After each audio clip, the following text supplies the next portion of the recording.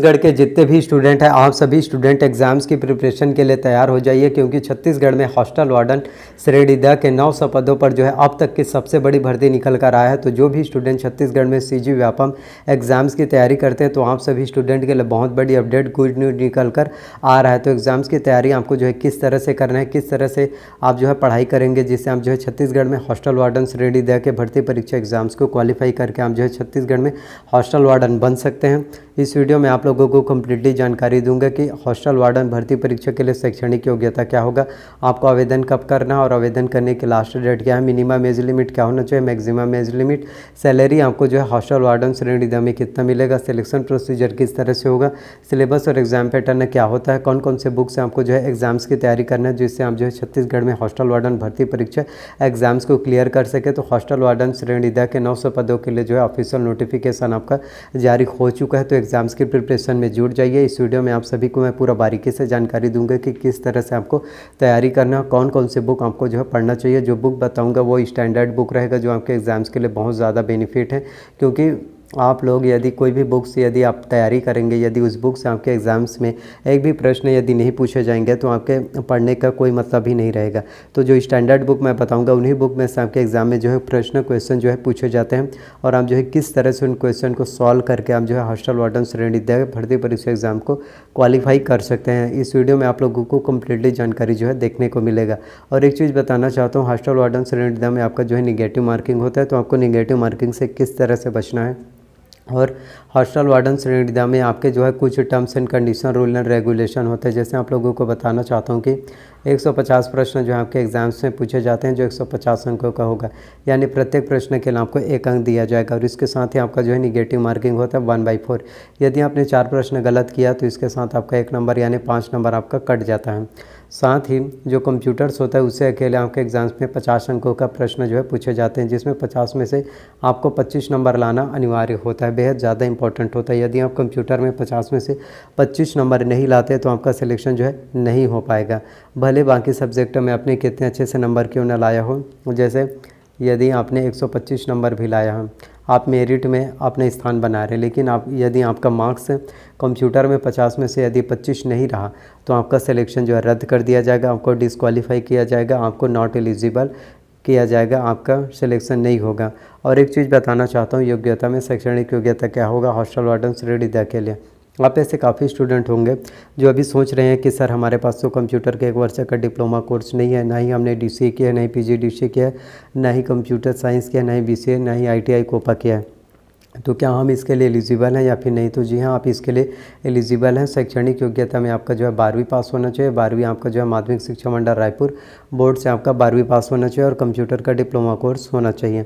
यदि आपके पास कंप्यूटर का डिप्लोमा कोर्स नहीं है, फिर भी आप जो है इसके लिए एलिजिबल आवेदन कर सकते हैं। लेकिन जो स्टूडेंट जिनके पास कंप्यूटर के 1 वर्ष का डिप्लोमा कोर्स है, उनको जो है ज़्यादा प्राथमिकता दिया जाएगा। जैसे यदि कोई स्टूडेंट है जिनके पास कंप्यूटर का डिप्लोमा कोर्स नहीं है और जिनके पास कंप्यूटर का डिप्लोमा कोर्स है, आप दोनों को यदि इक्वल नंबर आता है, दोनों का इक्वल नंबर है, समान अंक है, तो सिलेक्शन किसका होगा। तो जिनके पास कंप्यूटर का 1 वर्ष का डिप्लोमा कोर्स है, उनका सिलेक्शन होगा, उनको जो है मान्यता दिया जाएगा। और जो स्टूडेंट जिनके पास कंप्यूटर का डिप्लोमा कोर्स नहीं है, उनको नॉट एलिजिबल और उनको जो है डिस्क्वालीफाई कर दिया जाएगा, उनका सिलेक्शन नहीं होता। तो ये बेनिफिट्स आपको कंप्यूटर्स में देखने को मिलता है। वहीं जो SC कैटेगरी वाले स्टूडेंट रहते हैं, SC ST OBC, इन स्टूडेंट को जो है 1 वर्ष का कंप्यूटर कोर्स करने के लिए जो है छूट दिया जाता है कि आप 1 वर्ष में कंप्यूटर का डिप्लोमा कोर्स करके दे सकते हैं। लेकिन वहीं जो जनरल कैटेगरी वाले स्टूडेंट रहते हैं, उनको कहीं पर भी छूट जो है देखने को नहीं मिलता। जो जनरल कैटेगरी वाले स्टूडेंट होते हैं, उनके पास कंप्यूटर का डिप्लोमा कोर्स होना ही चाहिए। यदि नहीं है और उनका सिलेक्शन हो जाएगा, तो फिर भी वो नॉट एलिजिबल रहेगा, उनको डिस्क्वालीफाई किया जाएगा, आपका सिलेक्शन जो है नहीं होगा।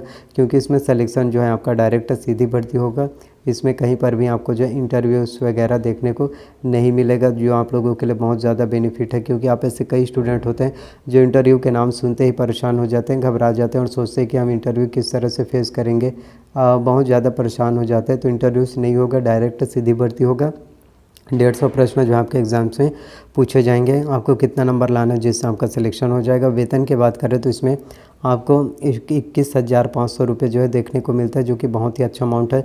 सीजी व्यापा में सबसे बड़ा पोस्ट कहे तो आपका हॉस्टल वार्डन श्रेणी द का 900 पदों पर आप लोगों के लिए निकला यही है। सिलेबस और एग्ज़ाम पैटर्न के बारे में बताते हैं तो 150 प्रश्न पूछे जाते हैं, जैसे मैंने आपको बताया।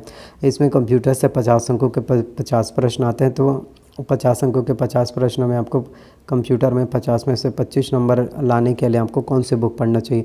तो 50 में से यदि आप 25 नंबर लाना चाहते हैं तो इसके लिए आपको परीक्षा मंथन कंप्यूटर एक परीक्षा आता है, इस बुक को आप पढ़ सकते हैं। इसमें सभी चीज़ों के बारे में, कंप्यूटर के बेसिक से लेकर एडवांस हर एक जानकारी जो है, कीबोर्ड का सभी चीज़ का फुल फॉर्म्स है, एमएस ऑफिस में, MS Word, MS Excel, MS PowerPoint, MS Access की जानकारी, प्रिंटर के प्रकार, हर एक डॉट ऑपरेटिंग सिस्टम, हर एक विंडोज़ ऑपरेटिंग सिस्टम, सभी चीज़ों के बारे में जो है आपका बेसिक से लेकर सभी जानकारी जो है दिया रहता है, जो आपके एग्ज़ाम्स के लिए जो है बहुत ज़्यादा बेनिफिट है, इंपॉर्टेंट है, जिससे आप एग्ज़ाम्स को क्वालिफाई कर सकते हैं। और इस बुक का लिंक परीक्षा मंथन कंप्यूटर एक परीक्षा मैंने डिस्क्रिप्शन में दिया है, जहाँ से आप बुक को आसानी से परचेस कर सकते हैं, ऑर्डर कर सकते हैं, पढ़ाई कर सकते हैं। वही बात करें तो आपके एग्ज़ाम्स में जो है मैथ्स और रीजनिंग से भी प्रश्न जो है पूछे जाते हैं।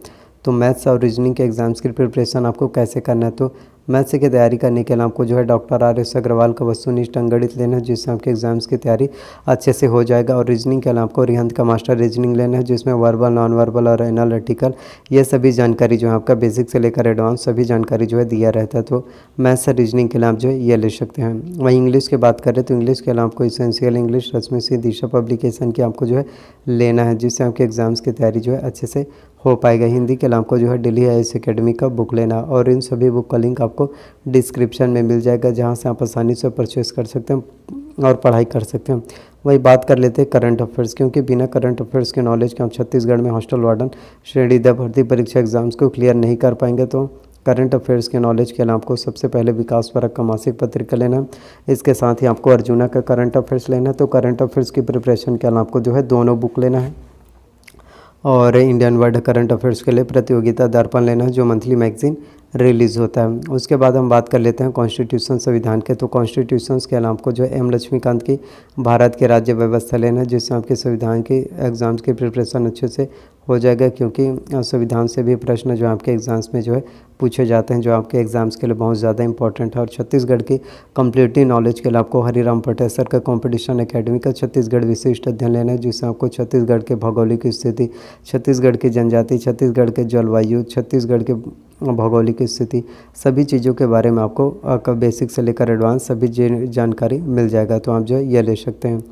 तो इन सभी बुक से आप जो है एग्ज़ाम्स की तैयारी कर सकते हैं। बात करते हैं कि इसके लिए आपको आवेदन कब करना है और आवेदन करने के लास्ट डेट क्या है। तो इसके लिए आप लोगों को बताना चाहता हूँ कि अक्टूबर से नवंबर महीने में जो है इसके लिए जो ऑफिशियल नोटिफिकेशन जो है जारी हो जाएगा कि आपको आवेदन कब करना है और आवेदन करने के लास्ट डेट क्या है। तो छत्तीसगढ़ में जो है CG न्यू अपकमिंग वैकेंसी है। एग्ज़ाम्स की बात करें तो आपका लगभग जनवरी में जो है इसका एग्ज़ाम्स होगा, तो एग्ज़ाम्स की प्रिपरेशन में जुट जाइए। तो आई होप जितनी भी जानकारी मैंने दी है सभी जानकारी पसंद आए। तो मिलते हैं नेक्स्ट वीडियो में। So thank you.